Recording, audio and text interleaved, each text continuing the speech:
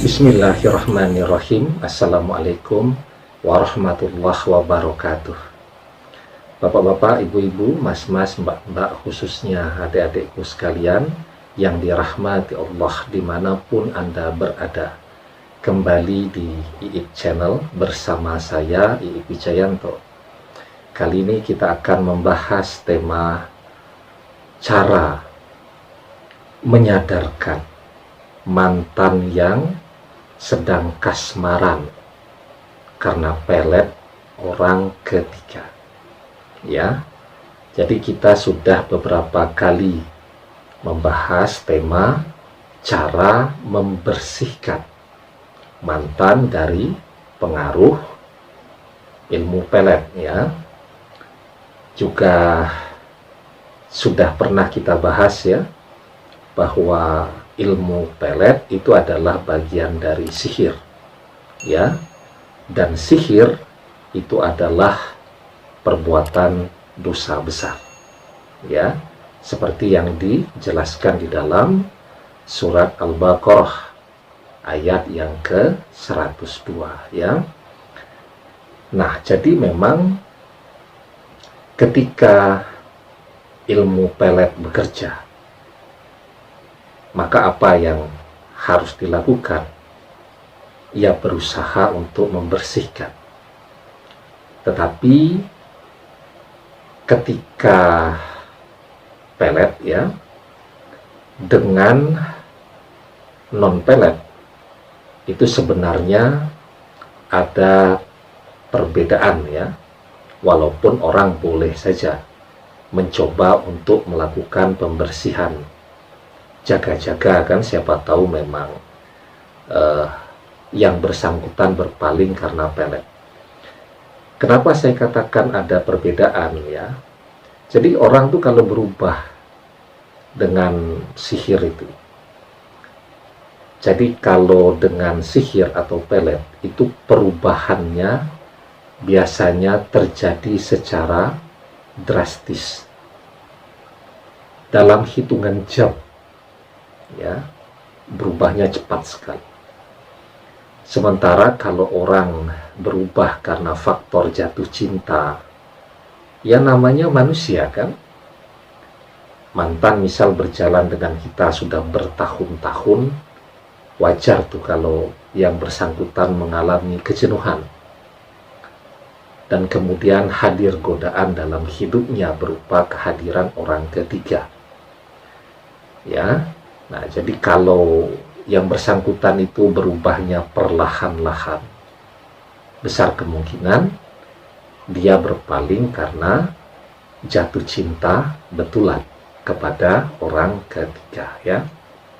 Nah, tapi, ya, kalau usaha tentu harus, ya, karena biar bagaimanapun kehadiran dari orang ketiga tadi, ya, tentu membuat situasi menjadi runyam. Banyak perencanaan yang kemudian menjadi gagal, ya. Sudah berencana akan menikah tahun ini, tidak tahunya mantan malah pindah ke lain hati. Sudah berjalan rumah tangganya, tidak tahunya pasangannya malah jatuh cinta dengan orang lain dan pergi. Nah, maka yang bisa dilakukan kalau, ya, kita ingin menyadarkan. Jadi yang pertama tentu faktor peletnya atau sihirnya itu harus dibersihkan. Jadi kita pernah membahas tentang membersihkan pengaruh ilmu pelet dengan ayat kursi, juga dengan Al-Ikhlas, An-Nas, dan Al-Falaq, ya. Pernah juga dengan dua ayat penutup dari surat Al-Baqarah. Nah, sekarang kita membahas membersihkan atau meruqyah pengaruh pelet itu tadi, membersihkannya, ya. Jadi kita bersihkan jika memang pengaruh itu ada dengan cara mengirimkan bacaan surat Al-Fatihah kepada mantan. ya. Jadi surat Al-Fatihah sebagai ruqyah itu sudah digunakan sejak zaman sahabat dulu. Jadi ada sekelompok sahabat ya yang melakukan perjalanan kemudian diminta meruqyah ya seseorang yang ditemukan di perjalanan tadi, dan kemudian orang yang diruqyah itu sembuh. Nah, kemudian pulang dari perjalanan, salah satu sahabat atau yang meruqyah tadi menceritakan kepada Rasulullah SAW. Jadi sahabat tadi berkata, "Ya Rasulullah, wallahi ma raqaitu illa bi fatihatil kitab." Wahai Rasulullah, aku tidak meruqyah kecuali dengan membaca surat Al-Fatihah. Ya. Fatabassama wa qala wa ma adraka annaha ruqyah. Kemudian Rasulullah tersenyum ya, dan beliau bersabda, "Bagaimana engkau bisa tahu bahwa Al-Fatihah adalah ruqyah?" Ya. Jadi hadis ini menunjukkan bahwa Rasulullah mengizinkan surat Al-Fatihah untuk digunakan ya sebagai ayat ruqyah atau membersihkan seseorang dari penyakit ataupun dari sihir. Caranya bagaimana? Ya caranya kalau dia ada di depan Anda bacakan surat Al-Fatihah, tapi sebelumnya Anda berniat kepada Allah. Ya, Anda berniat, "Ya Allah, saya ingin meruqyah." Anda sebut namanya. Ya, berikan kemudahan dan pertolongan. Nah, ya. Atau Anda berdoa kalau yang bersangkutan ternyata tidak di depan Anda.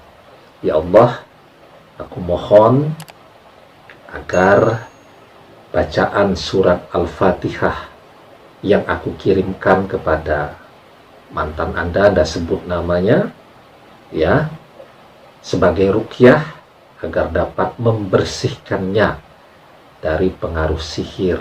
Dalam hal ini adalah pelet."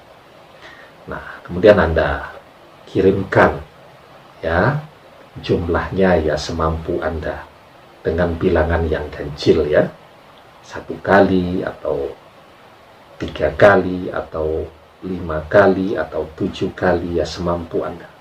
Semakin banyak semakin baik ya. Sampai kapan mengirimkannya atau membacakan kalau dia ada di depan kita? Ya sampai terlihat yang bersangkutan mulai berubah. Nah, itu cara membersihkannya. Nah, sekarang bagaimana cara menyadarkannya?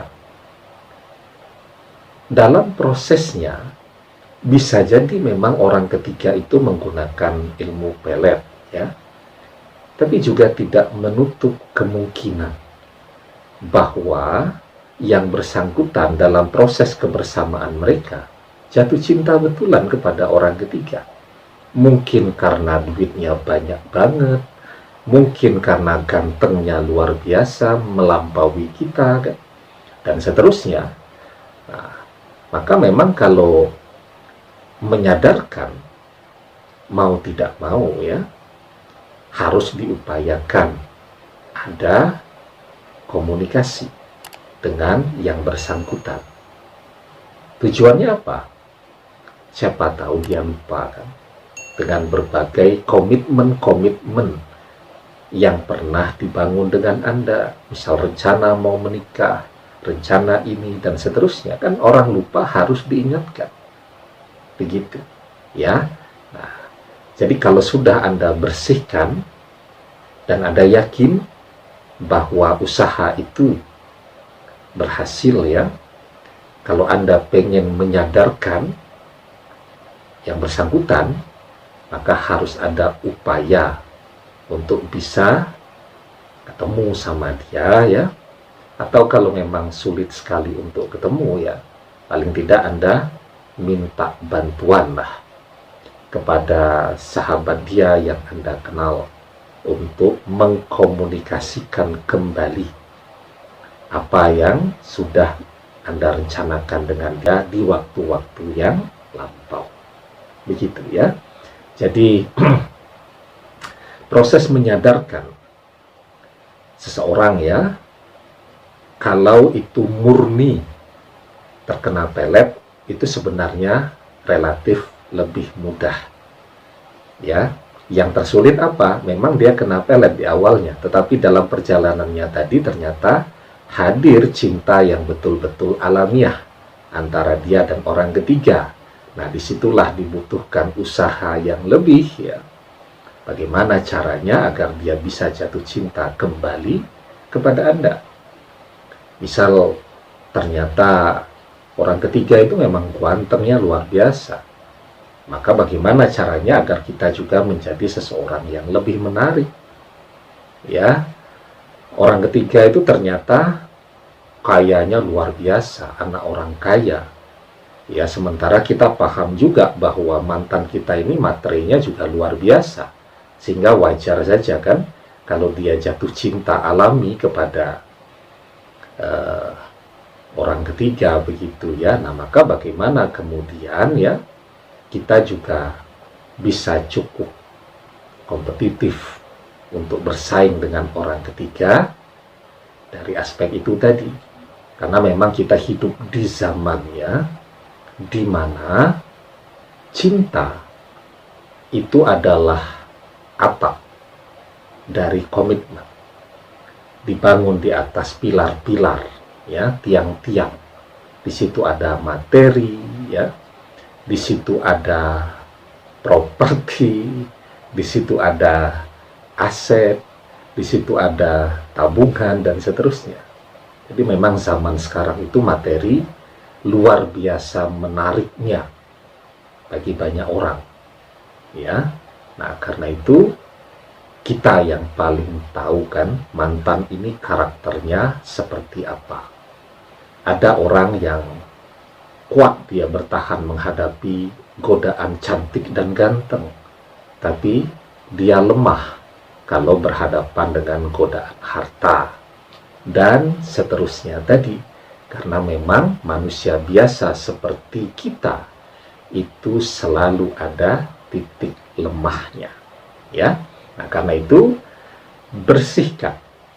Nah, kalau ternyata yang bersangkutan walaupun sudah bersih ternyata memang jatuh cinta alami kepada orang ketiga, maka Anda usahakan agar Anda memiliki sesuatu melampaui apa yang dimiliki oleh orang ketiga tadi, agar mantan bisa jatuh cinta kembali kepada kita. Demikian, semoga bermanfaat. Wallahu a'lam bishawab, billahi taufiq wal hidayah. Assalamualaikum warahmatullahi wabarakatuh.